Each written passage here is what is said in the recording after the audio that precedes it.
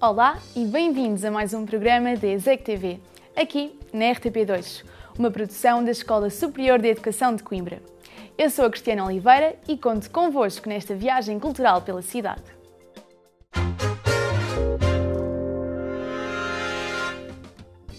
Fomos ao encontro de Hélder Bruno para escutar alguns temas do novo trabalho com lançamento agendado para o verão. Chama-se Esculturas Etéreas e foi o pretexto perfeito para conhecermos melhor o universo do músico, compositor e etnomusicólogo.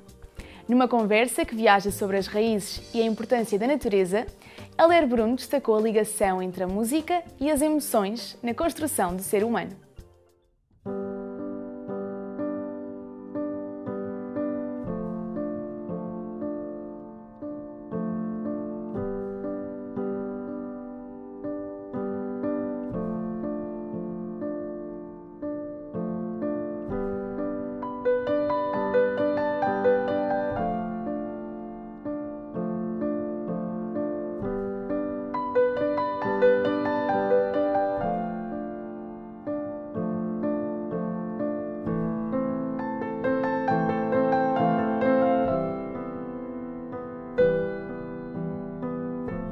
Eu cresci com um piano. O primeiro piano que tive foi um piano de brincar, que os meus pais me deram, e a partir daí foi sempre... Depois tive o meu primeiro piano quando entrei para o conservatório, e é uma ferramenta. Eu acho que quando há musicalidade e quando há necessidade de expressar a musicalidade, essa musicalidade acaba por ser expressa através de várias ferramentas. E o piano é a minha ferramenta de comunicação musical. E através da música tentar dizer coisas que não consigo dizer de forma verbal, oral.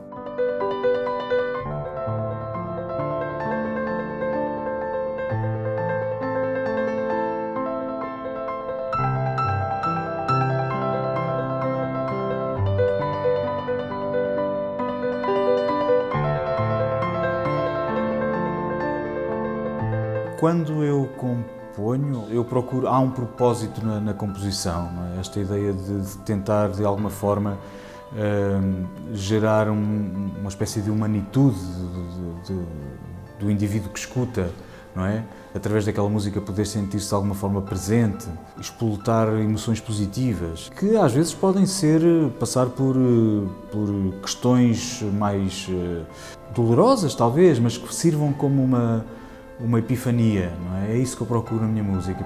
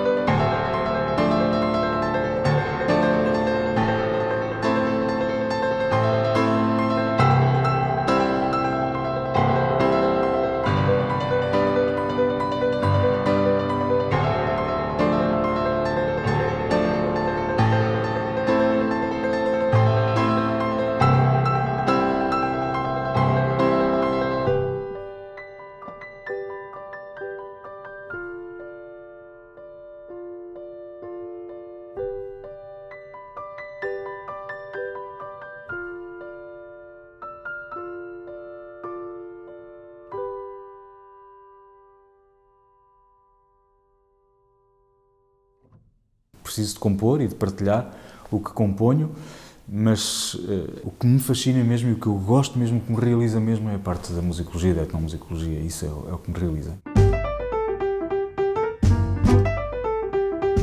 O jazz interessa-me muito especialmente, enquanto etnomusicólogo, pelo fenómeno antropológico associado a esta música que foi sendo desenvolvida desde os primeiros escravos, as pessoas escravizadas que eram levadas para os Estados Unidos da América, africanos, não é? E que foram se agarrando à sua própria cultura numa perspectiva de superação dos sofrimentos a que estavam sujeitos, da sua desumanização, e em simultâneo também foram absorvendo as influências de uma cultura ocidental, de uma música europeia. E, portanto, neste processo, nesta idiosincrasia, foi emergindo uma música que nós identificamos como jazz e que é difícil de definir, na realidade.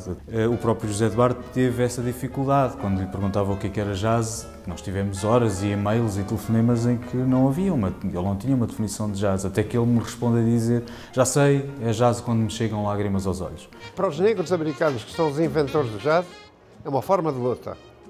Para os portugueses que vivem mal, é uma forma de luta.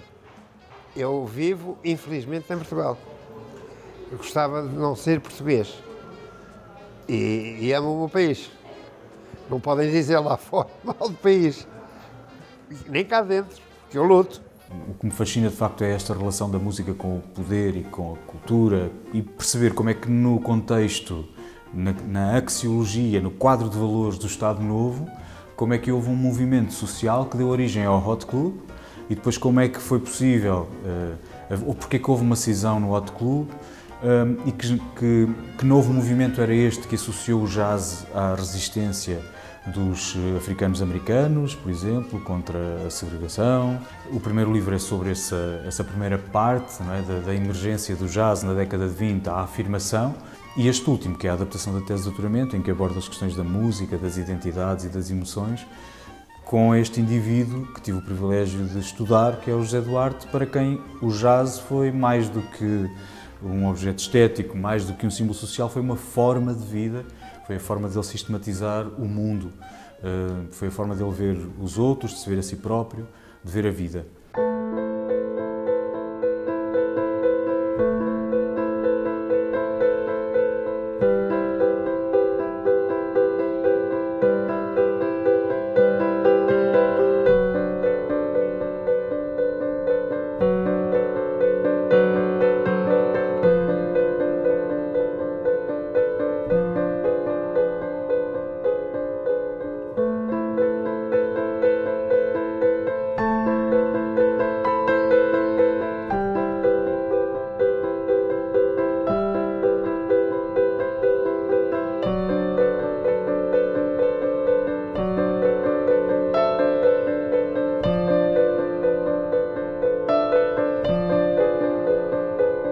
Por acaso até gostava de ter uma coisa que não é nada de especial, nem nada de original, mas era diz-me o que ouves, dir-te quem és.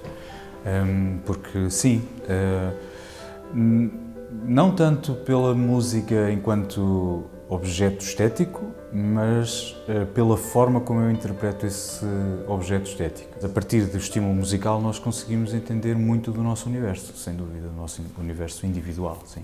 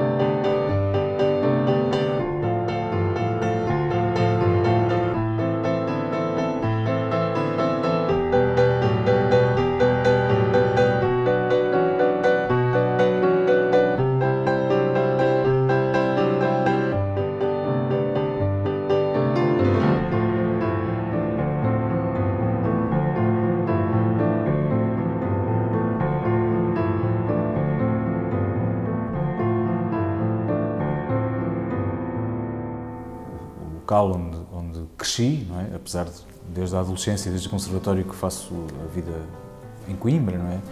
Mas os momentos de recolhimento, ter a possibilidade de ter uma serra como a Serra da Lousã, com aquele castelo que o Saramago diz que é das paisagens mais belas, as aldeias, etc. De facto há um ambiente fiérico, não é? Quase místico, e isso de certeza absoluta que me influenciou e que me influencia.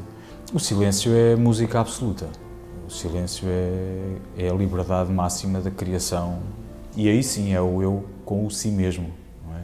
Esse diálogo interno que nos permite explorar-nos e aprendermos connosco mesmos, ensinar-nos a nós próprios, num processo de evolução, não é? No sentido de conseguir alcançar a célebre máxima, não é, do professor Agostinho da Silva, que é ser poema antes de ser poeta, não é? O professor Agostinho da Silva dizia isto e isso marcou-me profundamente.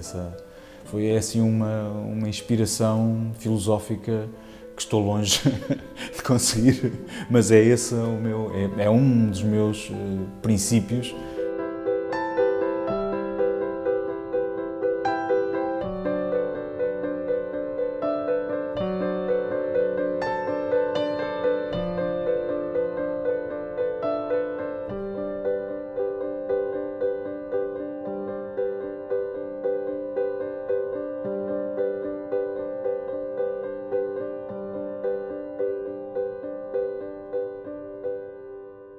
O álbum vai ser dedicado a um conceito muito antigo, que é do éter, esse quinto elemento, não é?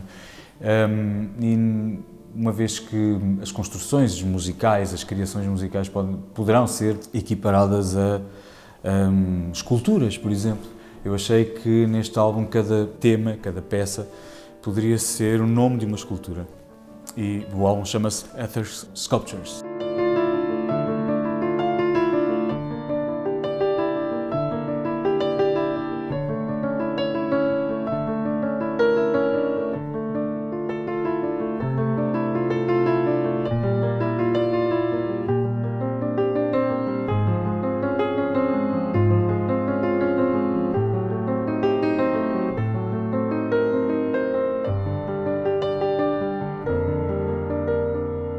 Eu não me sinto tanto um pianista, sinto-me mais um criador de temas, de canções. Eu faço os possíveis para transmitir essa imagem sonora que eu tenho do todo musical daquele tema. E isso gera um conflito, para ser o mais, não direi perfeito, porque a perfeição também não é... Eu quero que seja sentido o meu lado humano, essa humanização que nós estamos a precisar tanto, não é? O lado virtuoso também não me diz nada, por isso gosto de ouvir os ruídos do piano, um pedal, às vezes até uma tecla que não esteja tão bem tocada, mas prefiro isso. E daí essa luta entre a emoção e a razão e a parte física, não é? Para poder transmitir essa imagem sonora. Enfim, isso para mim tecnicamente causa-me uma certa luta. Mas no final, se correr bem e se eu sentir que passei, de facto isso faz-me sentir bem, aliviado e free.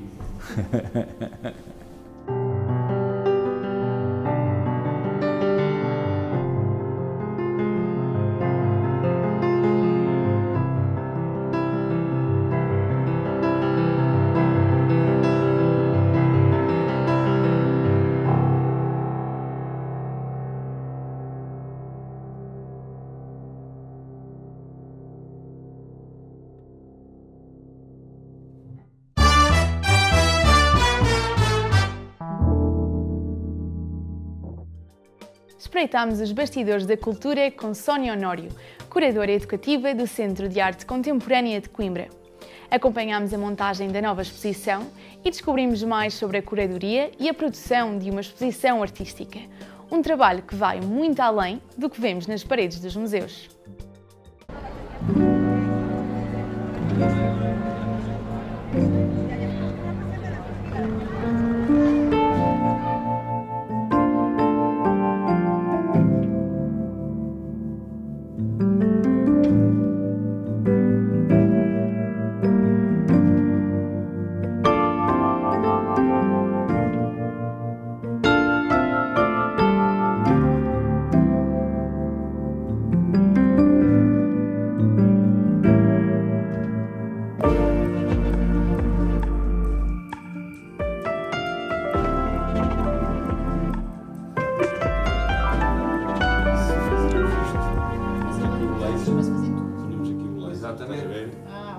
Eu sou assistente curatorial, então dou assistência ao curador, assistente de produção, na questão dos preparar os condition reports, que são os relatórios que acompanham as obras de arte para ver quais as moças que elas possam ter ou não, todos os cuidados. Na parte de mediação de públicos, eu tenho aprendido muito também, ao investigar as obras de arte e o percurso delas e dos artistas, não é? Criar pontos de ligação, de empatia com o público, de todas as várias idades, portanto, eu considero uma espécie de tradutora na questão de o que é que isto pode dizer àquelas pessoas.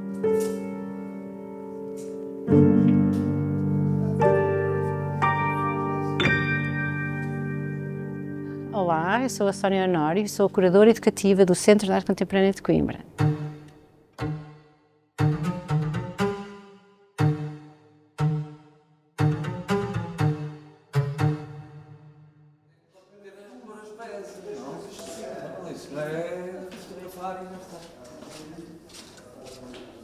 Aqui dois. O quê? Mas isso é mesmo assim. É? Isso é Eu assim. tenho que referenciar. Sim, mas isto está a contar, desde que não me partam mais.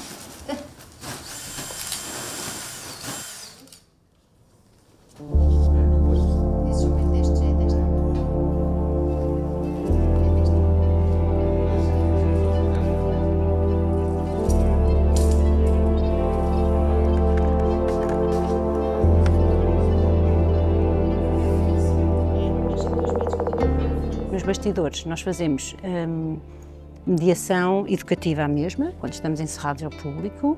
Ainda esta segunda-feira, não é? Estamos entre montagens e pinturas e peças, tivemos cá um grupo a fazer desenhos gigantes e, portanto, porque eles podem correr e saltar e ver esta questão também do corpo deles que ocupa espaço e depois ter que o recriar numa folha. E, portanto, eu criei uns kits didáticos para qualquer público, dos 3 aos 93, desde kits com oficinas de escrita, 3D, até para a questão da motricidade fina, não é? O criar algo, não é?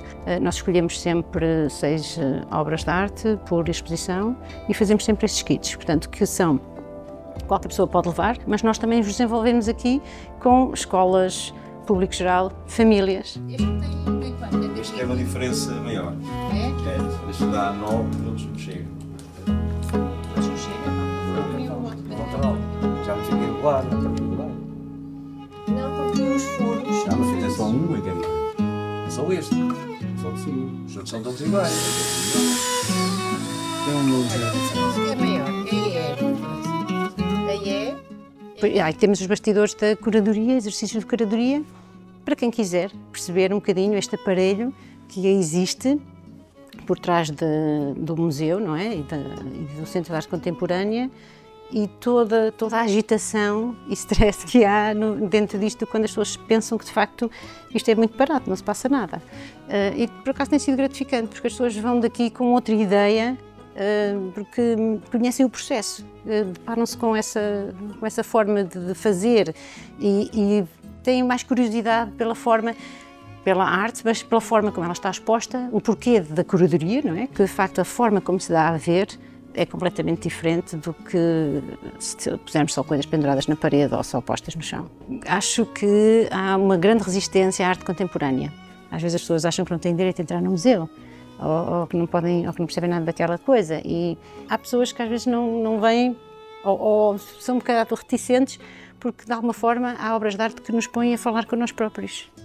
E nós não queremos, há pessoas que não estão preparadas, ou não se sentem preparadas para isso, aquilo mexe com elas e pronto.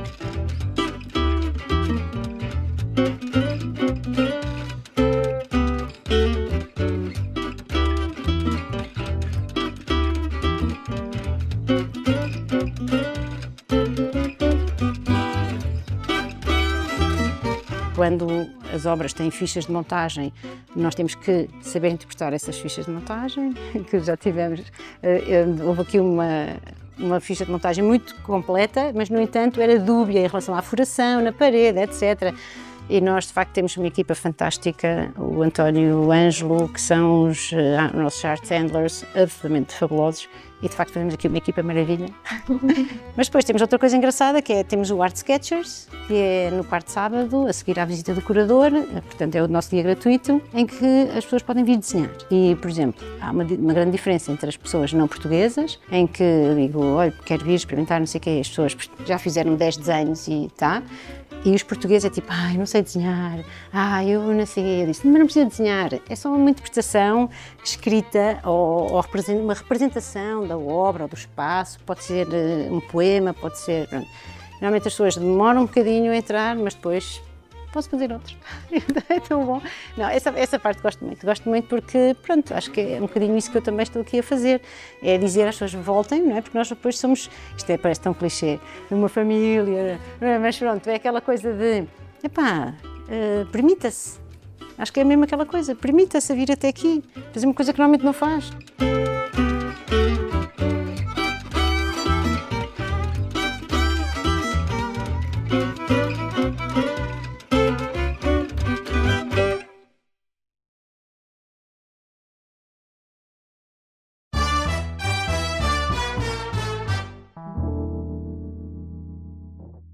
Chegamos agora ao fim de mais uma edição da ESEC TV. Estamos de volta na próxima sexta-feira, às 13 horas, aqui na RTP2 e RTP Play. Até lá, pode acompanhar-nos nos canais da ESEC TV.